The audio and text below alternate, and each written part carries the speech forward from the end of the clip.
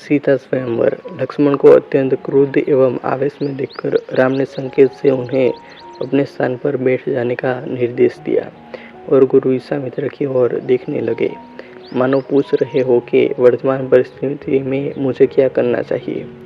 विश्वामित्र ने कहा, वत्स, लक्ष्मण ने सूर्यकुल की जिस मर्यादा एवं गौरव वर्णन किया है वह सत्य है।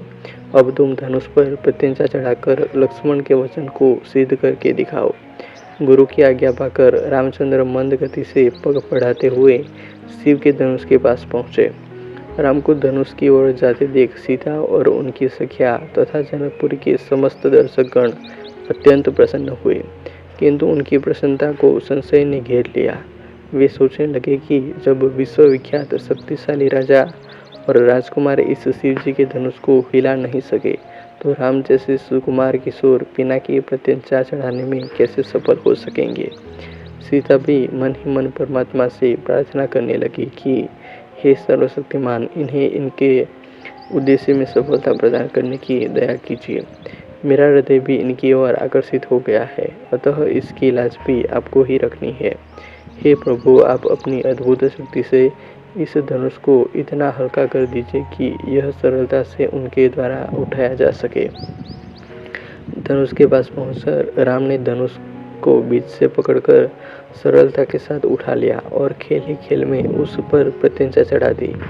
प्रत्यंचा चढ़ाकर जो ही उन्होंने धनुष की डोर पकड़कर कान तक खींची, त्यों ही वह धनुष भयंकर शोर मचाता हुआ तड़तड़ाकर टूट गया। उस नाद से अधिकांश दर्शक मूर्छित होकर भूमि पर गिर पड़े। सिर्फ विश्वामित्र, राजा जनक, राम, लक्ष्मण आदि कुछ ही ऐसे लोग थे जिन पर इस भयंकर स्थिति का कोई प्रभाव नहीं पड़ा। कुछ काल पश्चात जब सबकी मूर्छा दूर हुई तो वे राम की सराहना करने लगे। धनुष भंग हो जाने पर राजा जनक ने विश्वामित्र से कहा, मुनिवर, मेरी प्रतिज्ञा पूर्ण हुई, इसलिए अब मैं सीता का विवाह रामचंद्र के साथ करना चाहता हूँ। मुझे अपने मंत्रियों और पुरोहितों को विवाह का संदेश लेकर महाराजा दशरथ के पास अयोध्या भेजने की आज्ञा दे। विश्वामित्र प्रसन्न होकर बोले, राजन, आपका ऐसा ही करना ही उचित है। अपने मंत्रियों को यह भी आदेश दे दे कि वे राजा दशरथ को संदेश दे दे कि दोनों राजकुमार कुशल पूर्वक यहाँ पहुँच गए हैं।